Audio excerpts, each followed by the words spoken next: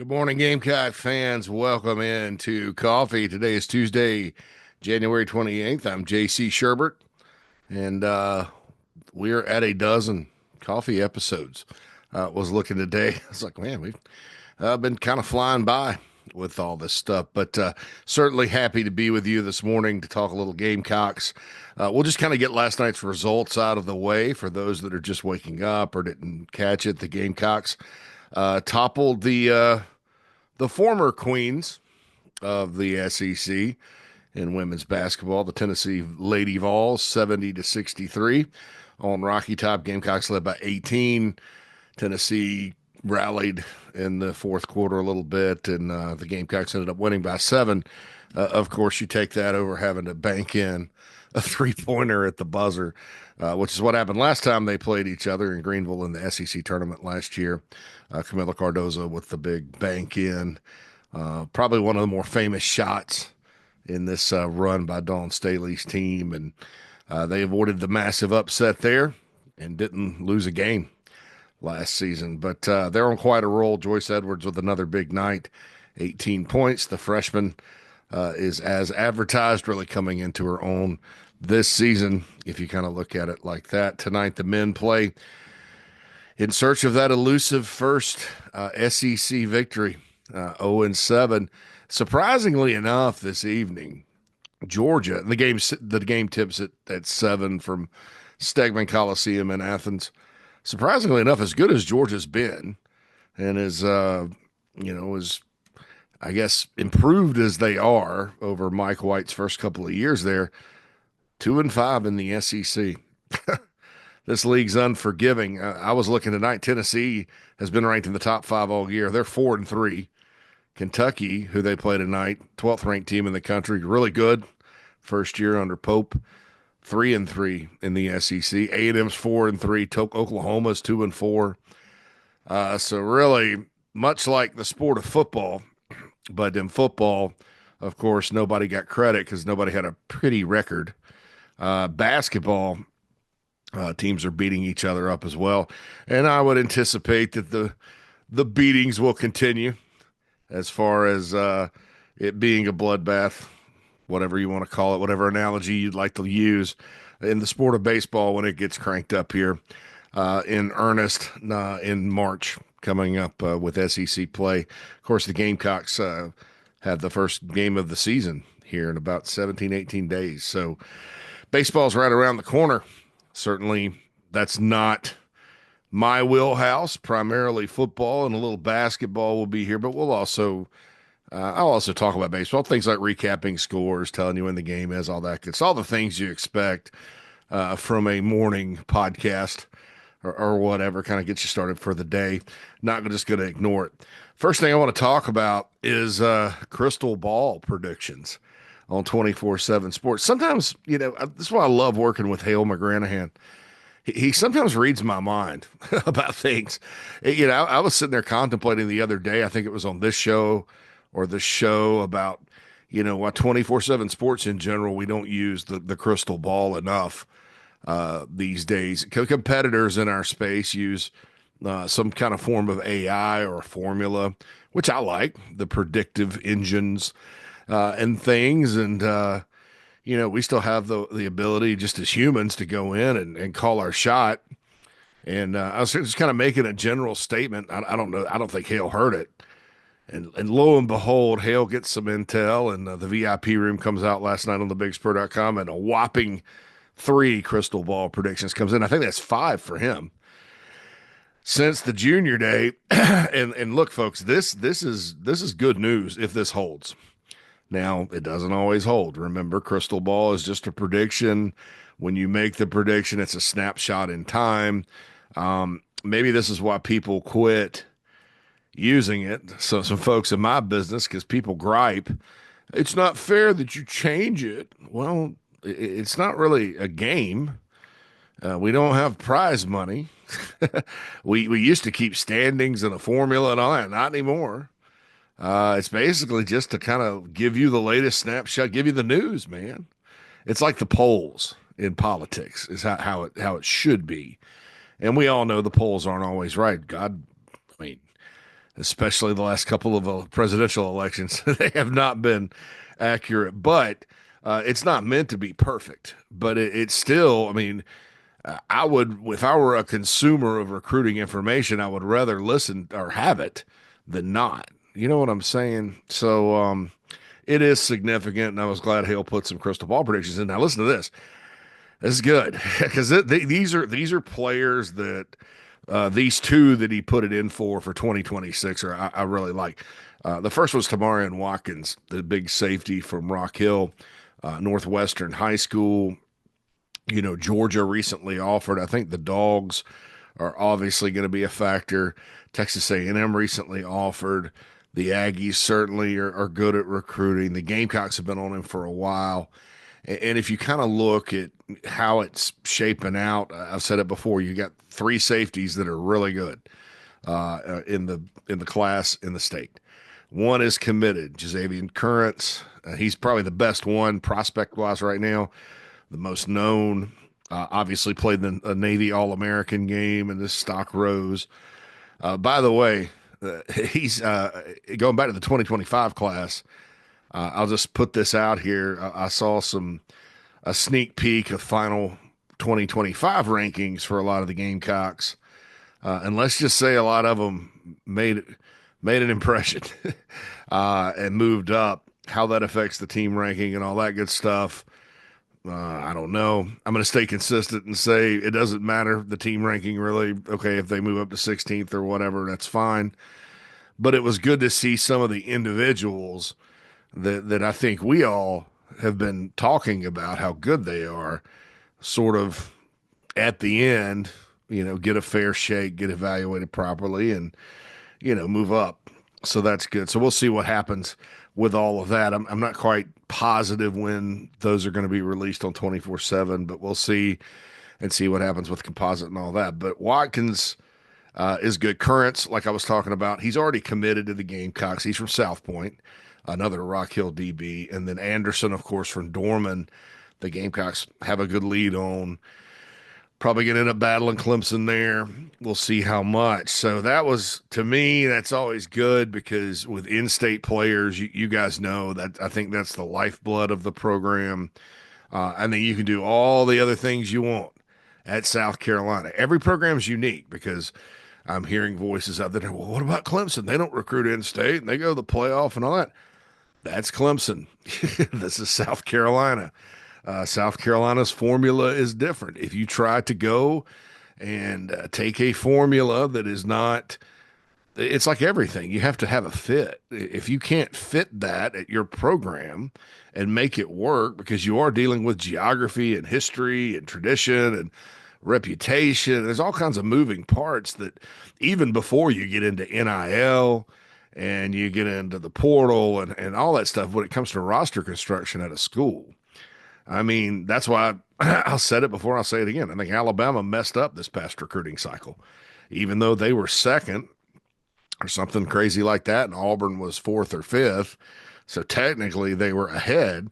But if you look at their class, 7 California players going all the way out there, bringing them all the way across the country, while Auburn mopped up with Alabama players. Alabama is a great state for football. Nick Saban went national for sure.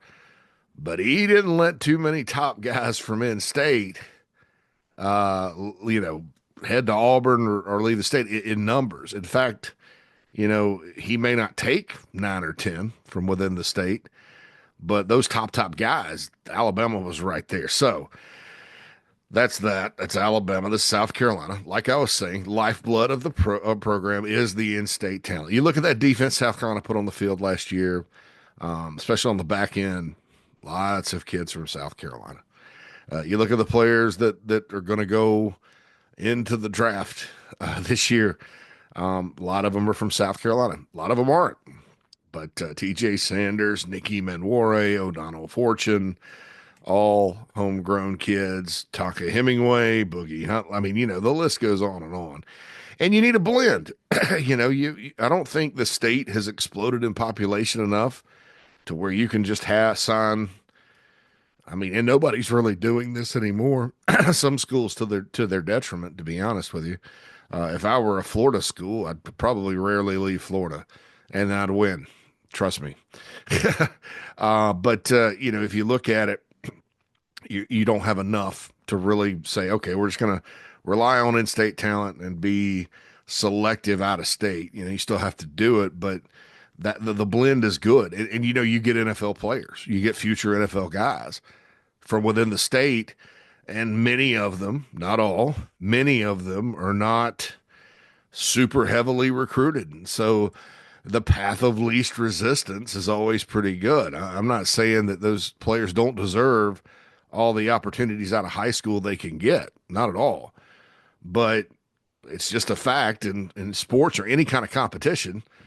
Less competition you have, the better your chance is at winning the competition. And, that's the bottom line, and that's the objective, right? So that's how it is. You tell the college football playoff committee that it's easier when you don't have as much competition. That's just the bottom line. That's how it works when you're talking about that. So anyway, in-state talent is the lifeblood of the program. I kind of went around the bend there a little bit. There is competition for Watkins.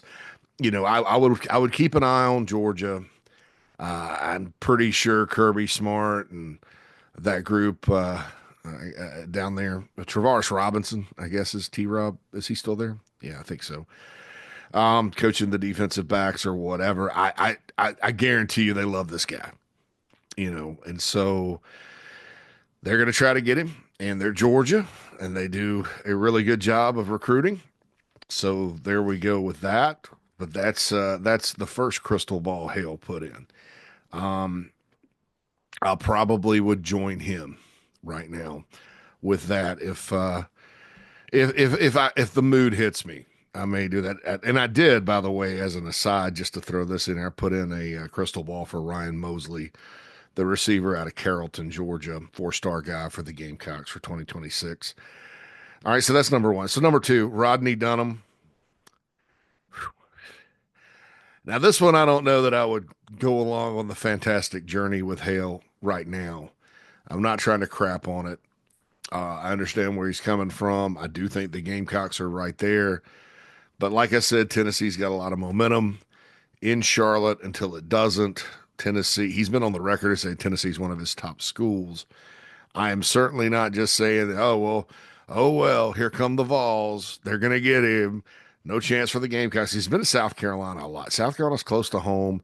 Frankly, they should be in the mix for most of the top Charlotte players. It's not that way. It hasn't been that way ever, but it should be. Charlotte's 50 minutes up the road. South Carolina is the closest major school to all points in the metro area. A lot of Charlotte is in the state of South Carolina if you're talking about suburbs and things like that with Fort Mill, Rock Hill, TGK, all that. That's all part of the Charlotte metro area, technically. And Rock Hill is a place the Gamecocks always get players. So if you can turn that tide, I think that's good. Charlotte's also another, high growth, and it has been since I was a kid, high growth area. More and more players come out of Charlotte each and every cycle. And so when there is a top guy up there, you should be in the mix. Like I said, North Carolina kids like to kind of go out of state, or it's North Carolina, or they're kind of in that NC State area or whatever. But anyway, Rodney Dunham's a great prospect. Really talented pass rusher, D-line heaven, of course. It would be very exciting if South Carolina got him in the mix. Sterling Lucas, who's always he's proven his mantle in recruiting, is his recruiter and position coach. Obviously, I like when Sterling goes head to head on a player. I like that. Amazing, because I think I even sort of thought this too when Beamer hired him, because it was funny because Beamer hired to replace Mike Peterson, who had gone back home to Florida. To hire him, Beamer was basically deciding between two linebackers that he had recruited while he was an assistant at South Carolina and lost both. Christian Robinson was the other one, and his dad, Gus, played at South Carolina. Gamecocks thought they were going to get him, but he was in the state of Georgia, Gwinnett County, and opted, like a lot of players do, from Georgia to stay home and go to Georgia. Well, and then Sterling Lucas, his recruitment was just a shock and had a lot to do with Carolina changing linebackers coaches like three times because you went from Tyrone Nix to Brian Van Gorder to Ellis Johnson during that period, and he just hightailed it and went to NC State. Well, that's it, it seemed bad at the time, but hey, I think it's paid off. Sterling was a really good linebacker at NC State, but he's kind of circled back, and his work at the University of South Carolina has been outstanding. And had he not gone to NC State, I don't think he'd ever met Clayton White and may not have been on campus. So, been back to Carolina in this job. So, but it was interesting at the time because Christian Robinson was more well known as the recruiter, right? He was the guy that had gone out and shown his recruiting chops at the college level. Sterling Lucas had never recruited. He'd been in the NFL the whole time. He had been working for the Ravens and then had a stint with the Jaguars.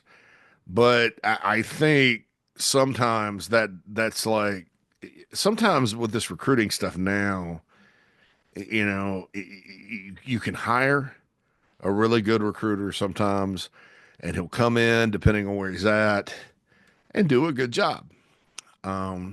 Sometimes, as we saw during the Muschamp era, and it's all trial and error in a lot of ways, we found that folks that could recruit to other schools can't really recruit to South Carolina. That was just a fact. You had two national recruiters of the year on that first Muschamp staff, and one really struggled signing players at Carolina, although he did get Darius Rush, and that's Lance Thompson, who apparently is going to go to North Carolina, or they're talking about it.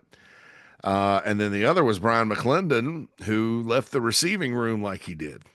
And obviously he wasn't all that successful, I would say, in hindsight. And then Thomas Brown's here a year, and he came in with a good rep for recruiting, and he tears it up for 1 year. And then Bobby Bentley, who had never recruited on the road before at the college level, he tears it up. So it was just kind of strange how it all works out. And here's Sterling Lucas, who's been an assistant D-line coach in the NFL for a long time, and did work for Urban Meyer and Tosh Lupoy, although it was at the pro level. Those two are great recruiters and have been for a while. Comes in and tears it up. So anyway, you're really happy, I think, for the purposes of this crystal ball, if you look at the fact that Sterling Lucas is the guy that's recruiting Dunham. And then the final one, well, we talked about him, and I said I wasn't going to talk about this, and I regretted talking about it yesterday, but I'm going to, dang it, talk about it again. Offensive tackle from the 2027 class, Joshua Sam Appel. Hale went ahead and dropped the crystal ball for him. Like I said yesterday, he could committees from Douglas County, Georgia, 6'8", 330. Oh, man, looked at him a little more yesterday, and goodness gracious, to be a rising junior and be that big and move like that, that's a lot of what do we call it, upside in the offensive tackle room. And so you never know. It's a long way. Can you hold him? Like I said, good rule of thumb right now is quarterbacks and in-state players tend to stick if they commit early. But, if it's out of state, a different position, sometimes it doesn't. Especially in Georgia, being in Douglas County, being in Atlanta, even if he were in South Georgia, he'd be known. And he is. He's got 20-something offers. So my question becomes with him specifically. He goes to the junior day. I assume he's been elsewhere. He goes to the junior day, wants to commit. Is this a player coming to a junior day, having a fantastic time, and shutting it down. But then the next one he goes to where he has a fantastic time, does he want to commit there? We've seen that movie over and over again in recruiting. Now that's not what he's been communicating because there wouldn't be this kind of confidence otherwise. I mean, it has to be a little bit beyond that. But I've seen it before. Players come in to South Carolina, wherever. Oh, I'm going to commit it up. And then the next place they go, like, well, man, that was just as good. And then it becomes a decision as the process unfolds. But maybe not with Joshua Sam Appel. That's a great tackle name, too. Joshua Sam Appel. Super duper. But this guy, he's young. I'm going to say that his trajectory, how about that? Not right now, but his trajectory is pretty high as far as being one of those highly sought after, big time offensive tackle recruits. But you get, like I said, long way to go. You don't know. And it's an offensive lineman. I mean, they can meander off. I mean, the guys that are good at some point or that are on the radar at some point are just big and then they're not that good. And then sometimes they're big and good. His film checks out to me right now. But like I said, long way to go there. But certainly that would be a heck of a start to 2027 if the Gamecocks got a commitment from him, I would think. So we'll see. Mike Shula was by Brady Smiegel's high school in Newberry Park, California yesterday. Had another conversation about Brady. Lots of interest in South Carolina. Good arm talent. He's one of two quarterbacks. The other one, obviously, is Jared Curtis for 2026, who everybody likes a lot as well. So that's a pretty good pair of quarterbacks. If you can get one of those and call it a day, that should make everyone happy as far as that position goes. All right, gonna skip over. Oh my goodness. Did you guys hear that? Alexa just Alexa in my house, which is where I record everything. I wish I had a studio, right? She sometimes picks up when I'm talking to you guys and she'll start answering questions. It's kind of creepy, especially as early before the sun comes up as I do this. But anyway, there's that with that. But I'm going to be back in the swing of talking about players for next year and that next year's class from 2024 for next season. Probably going to talk about Michael Smith tomorrow, the tight end, who's the kind of the heir apparent to Josh Simon, along with Brady Hunt. Going to kind of dig into him because he's a guy, started the first game of this year, had some moments catching the ball, athletic, just a freshman. And Josh Simon was so good eventually and became such a trusted target of Lenore Sellers that he kind of sucked the air out of the room as far as the other tight ends catching the ball. But Michael Smith's a good player. So we'll talk about him probably could he be the next big time tight end at South Carolina, which there's been a string of them through the years. And so we'll see, what we can dig up on that one. But did want to put this bug in your ear before I get off about linebackers. I was thinking about this because I was kind of contemplating defense next season. How good can the defense be? Oh, by the way, we're going to talk about this on the show, but Bill Connolly, and look, I don't put a lot of stock in his stuff, but I'm admittedly not a numbers formula fanatic when it comes to football. So I'm naturally not going to. It's nothing against him. I really don't think his analysis is all that good. He kind of uses his numbers to do whatever, but he serves a purpose. He has South Carolina in the playoff for next year. I guess his formula says that. And he has them playing Georgia in the first round in Athens. Can you imagine that? Wow. I'd prefer it be in Columbia, playing that bunch. That in Athens is tough. That's not good. I'm sure. Although the recent results in Columbia have been very lopsided for the Dogs, I don't know that coming to Columbia for a playoff game would be pleasant for them and vice versa. But that'd be a heck of a matchup, I think. Georgia and South Carolina in the first round, and you know, we will they do a conference versus conference first round game? Absolutely. And Bill's playoff field, to his credit, had multiple SEC teams. He's got the Gamecocks in the playoffs. So we'll talk about that on Inside the Gamecocks, the show today. So I'm kicking it around in my noggin, as far as like what how defense or whatever. So I'll leave you with this at linebacker. So Bam Martin Scott, we talked about him going pro. So you want to replace players with players, who played last year for the most part, and who is going to replace those snaps. And so I figured it out. Okay, so who is going to, and this is, Clayton White may have different ideas and have some of these guys at other spots. So bear with me. Who's going to replace Debo Williams? Well, Fred Johnson. That's Fred Johnson. That's my Fred J.R. Johnson. That's been my pick for a while. We talked about Fred on the show here on Coffee, broke him down. Fred Johnson. So who is going to replace Demetrius Knight Jr.? And that was a question mark, right? Up until Justin Okoronkwo signed with the Gamecocks. So now who is going to replace Demetrius Knight Jr.? Justin Okoronkwo. And I think he can. If you look at his speed measurables, things like that, it's similar to D Knight. He's certainly not as old as D Knight.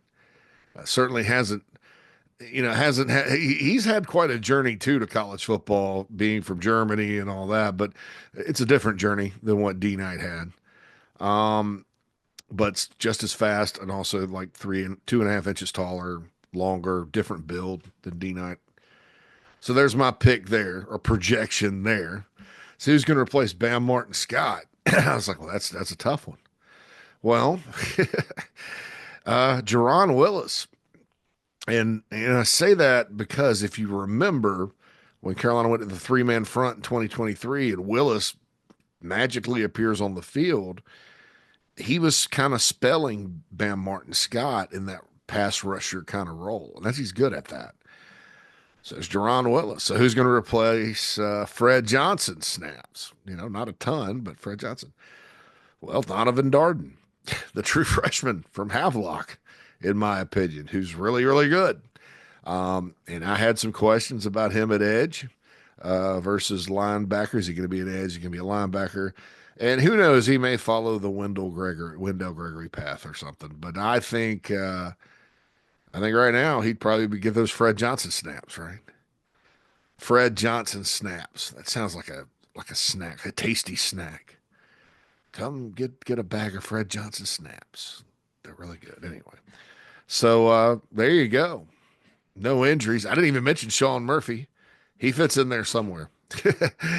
Probably as a player that whereas Bam Martin Scott and D Knight kind of rotated at that other linebacker position, I would guess he would rotate in at one of the spots with and maybe he plays Fred Johnson's spot, and there's more of a rotation because Debo Williams didn't really come off the field. But yeah, he's a wild card too, and he's a good player, that they got out of the portal. So linebacker is going to be fine. I think sometimes like I worry about linebacker too much, and the folks worry about linebacker too much. But I think we tend to forget sometimes they only play two at a time most of the time. And so the numbers are always going to be a little lower than they are at defensive back, things like that. So anyway, there's some thoughts about linebacker to wrap up this episode of Coffee. And again, we are at a dozen. Thanks for listening. Download the Chief Sports app. Visit thebigspur.com. Don't forget Inside the Gamecocks, the morning show coming up. Alex Jones is the guest today with Jamie. And also Inside the Gamecocks, the show with Phil and myself from noon to 2 right here. Those are live. Also hit subscribe on this channel if you don't mind for me. Spread the word. And you guys have a nice day. JC Shurburtt signing off. This has been Coffee. Holla at you soon.